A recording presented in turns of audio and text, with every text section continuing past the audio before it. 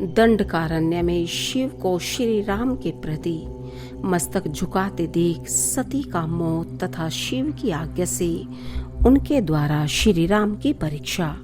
नारद जी बोले, ब्राह्मण विधे प्रजानाथ महाप्राज्ञ दयानिधि, आपने भगवान शंकर तथा देवी सती के मंगलकारी सुयश का श्रवण कराया है। अब इस समय पुनः प्रेम पूर्वक उनके उत्तम यश का वर्णन कीजिए। उन शिव दंपत्ति ने वहां रहकर कौन सा चरित्र किया था? ब्रह्मा जी ने कहा, मुने तुम मुझसे सती और शिव के चरित्र का प्रेम से श्रवण करो। वे दोनों दंपत्ति वहां लौकिक गति का आश्रय ले नित्य निरंतर क्रीड़ा किया करते थे। तदंतर महादेवी सती को अपने पति शंकर का वियोग प्राप्त हुआ, ऐसा कुछ श्रेष्ठ बुद्धि वाले विद्वानों का कथन है। परंतु मुने, वास्तव में उन दोनों का परस्पर वियोग कैसे हो सकता है?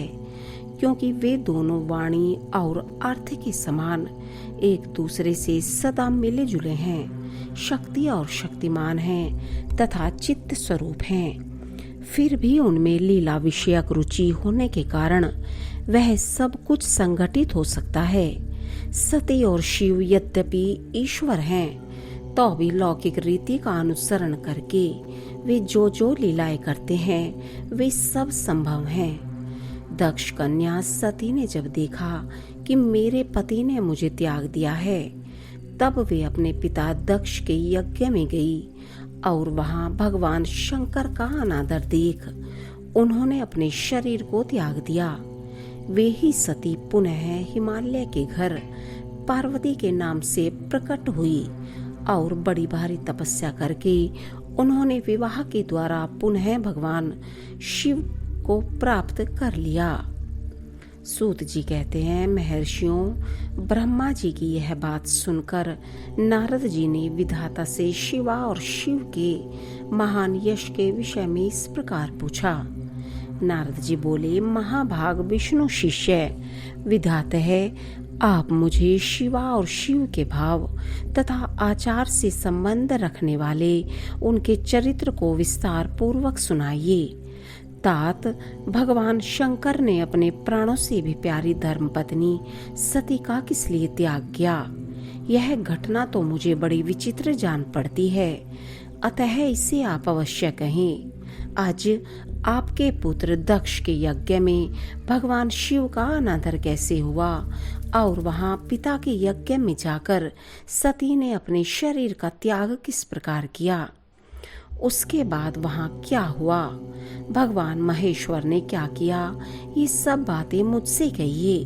इन्हें सुनने के लिए मेरे मन में बड़ी श्रद्धा है। ब्रह्मा जी ने कहा, मेरे पुत्रों में श्रेष्ठ महाप्राज्ञ तात नारद, तुम महर्षियों के साथ बड़े प्रेम से भगवान चंद्रमौली का यह चरित्र सुनो। श्री विष्णु आदि देवताओं से सेवित पर ब्रह्मा महेश्वर को नमस्कार करके मैं उनके महान अद्भुत चरित्र का वर्णन आरंभ करता हूँ। मुने, यह सब भगवान शिव की लीला ही है। वे प्रभु अनेक प्रकार की लीला करने वाले स्वतंत्र और निर्विकार हैं। देवी सती भी वैसी ही है, अन्यथा वैसा कर्म करने में कौन समर्थ हो सकता है? परमेश्वर शिव ही पर ब्रह्मा परमात्मा है। एक समय की बात है, तीनों लोकों में विचरने वाले लीला विशारद भगवान रुद्र सती के साथ बैल पर आरूढ़ हो इस भूतल पर भ्रमण कर रहे थे। घूमते घूमते वे दंडकारण्य में आए। वहां उन्होंने लक्ष्मण सहित भगवान श्री राम को देखा, जो रावण द्वारा छल पूर्वक हरी गई अपनी प्यारी पत्नी सीता की खोज कर रहे थे। वे हा सीते ऐसा उच्च स्वर से पुकारते, जहां तहां देखते और बारंबार रोते थे। उनके मन में विरह का आवेश छा गया था। सूर्य वंश में उत्पन्न वीर भूपाल दशरथ नंदन भरताग्रज श्री राम आनंदित रहित हो लक्ष्मण के साथ वन में भ्रमण कर रहे थे और उनकी कांति फीकी पड़ गई थी। उस समय उदार चेता पूर्ण काम भगवान शंकर ने बड़ी प्रसन्नता के साथ उन्हें प्रणाम किया और जय जयकार करके वे दूसरी ओर चल दिए।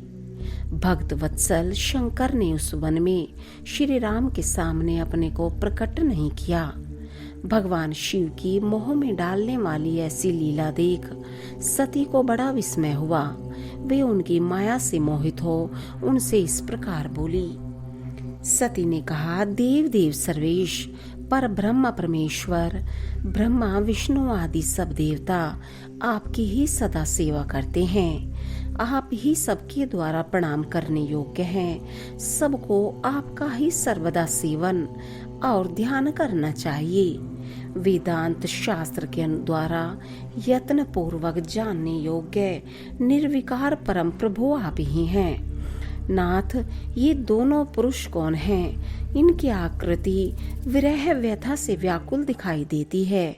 ये दोनों धनुर्धर वीर वन में विचरते हुए कलेश के भागी और दीन हो रहे हैं। इनमें जो ज्येष्ठ है उसकी अंग कांति नील कमल के समान श्याम है। उसे देखकर किस कारण से आप आनंद विभोर हो उठे थे? आपका चित्त क्यों अत्यंत प्रसन्न हो गया था? आप इस समय भक्त के समान विनम्र क्यों हो गए थे?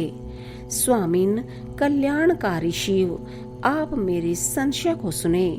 प्रभो, सेव्य स्वामी अपने सेवक को प्रणाम करे, यह उचित नहीं जान पड़ता। ब्रह्मा जी कहते हैं, नारद कल्याणमयी परमेश्वरी आदिशक्ति सती देवी ने शिव की माया के वशीभूत हो जब भगवान शिव से इस प्रकार प्रश्न किया, तब सती की वह बात सुनकर लीला विशारद परमेश्वर शंकर हंसकर उनसे इस प्रकार बोले। परमेश्वर ने कहा, देवी सुनो, मैं प्रसन्नता पूर्वक यथार्थ बात कहता हूँ, इसमें छल नहीं है। वरदान के प्रभाव से ही मैंने इन्हें आदर पूर्वक प्रणाम किया है। प्रिय, ये दोनों भाई वीरों द्वारा सम्मानित हैं। इनके नाम हैं श्री राम और लक्ष्मण। इनका प्राकट्य सूर्य वंश में हुआ है।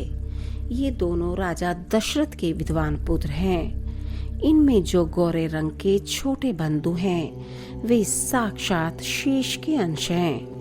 उनका नाम लक्ष्मण है। इनके बड़े भैया का नाम श्री राम है। इनके रूप में भगवान विष्णु ही अपने संपूर्ण अंश से प्रकट हुए हैं। उपद्रव इनसे दूर ही रहते हैं। ये साधु पुरुषों की रक्षा और हम लोगों के कल्याण के लिए इस पृथ्वी पर अवतीर्ण हुए हैं। ऐसा कहकर सृष्टिकर्ता भगवान शंभु चुप हो गए। भगवान शिव की ऐसी बात सुनकर भी सती के मन को इस पर विश्वास नहीं हुआ। क्यों न हो, भगवान शिव की माया बड़ी प्रबल है। वह संपूर्ण त्रिलोकी को मोह में डाल देने वाली है। सती के मन में मेरी बात पर विश्वास नहीं है। यह जानकर लीला विशारद प्रभु सनातन शंभु यूं बोले। शिव ने कहा, देवी मेरी बात सुनो। यदि तुम्हारे मन में मेरे कथन पर विश्वास नहीं है तो तुम वहां जाकर अपनी ही बुद्धि से श्री राम की परीक्षा कर लो। प्यारी सती, जिस प्रकार तुम्हारा मोह या भ्रम नष्ट हो जाए वह करो। तुम वहां जाकर परीक्षा करो। तब तक मैं इस बरगद के नीचे खड़ा है। ब्रह्मा जी कहते हैं, नारद, भगवान शिव की आज्ञा से ईश्वरी सती वहां गई और मन ही मन यह सोचने लगी कि मैं वनचारी राम की कैसी परीक्षा करूं। अच्छा रूप धारण करके के पास चलूं। यदि राम साक्षात विष्णु हैं, तब तो सब कुछ जान लेंगे, अन्यथा वे मुझे नहीं पहचानेंगे। ऐसा विचार सती सीता बनकर श्री राम के समीप उनकी परीक्षा लेने के लिए गई। वास्तव में वे मोह में पड़ गई थी। सती को सीता के रूप में सामने आई देख शिव शिव का जप करते हुए रघुकुल नंदन श्री राम सब कुछ जान गए और हंसते हुए उन्हें नमस्कार करके बोले। श्री राम ने पूछा, सती जी आपको नमस्कार है। आप प्रेम पूर्वक बताएं, भगवान शंभु कहाँ गए हैं? आप पति के बिना अकेले ही इस वन में क्यों कर आई? देवी, आपने अपना रूप त्याग कर किस लिए यह नूतन रूप धारण किया है? मुझ पर कृपा करके इसका कारण बताइए। श्री रामचंद्र जी की यह बात सुनकर सती उस समय आश्चर्यचकित हो गई। वे शिव जी की कही हुई बात का स्मरण करके और उसे यथार्थ समझकर बहुत लज्जित हुई। श्री राम को साक्षात विष्णु जान अपने रूप को प्रकट करके मन ही मन भगवान शिव के चरणारविंदों का चिंतन कर प्रसन्नचित हुई सती उनसे इस तरह बोली। रघुनंदन, स्वतंत्र परमेश्वर भगवान शिव मेरी तथा अपने पार्षदों के साथ पृथ्वी पर भ्रमण करते हुए इस वन में आ गए थे। यहाँ उन्होंने सीता की खोज में लगे हुए लक्ष्मण सहित तुमको देखा। उस समय सीता के लिए तुम्हारे मन में बड़ा क्लेश था और तुम विरह शोक से पीड़ित दिखाई देते थे। उस अवस्था में तुम्हें प्रणाम करके वे चले गए और उस वट वृक्ष के नीचे अभी खड़े ही हैं। भगवान शिव बड़े आनंद के साथ तुम्हारे वैष्णव रूप की उत्कृष्ट महिमा का गान कर रहे थे। यद्यपि उन्होंने तुम्हें चतुर्भुज विष्णु के रूप में नहीं देखा, तो भी तुम्हारा दर्शन करते ही वे आनंद विभोर हो गए। इस निर्मल रूप की ओर देखते हुए उन्हें बड़ा आनंद प्राप्त हुआ। इस विषय में मेरे पूछने पर भगवान शंभु ने जो बात कही उसे सुनकर मेरे मन में ब्रह्म उत्पन्न हो गया।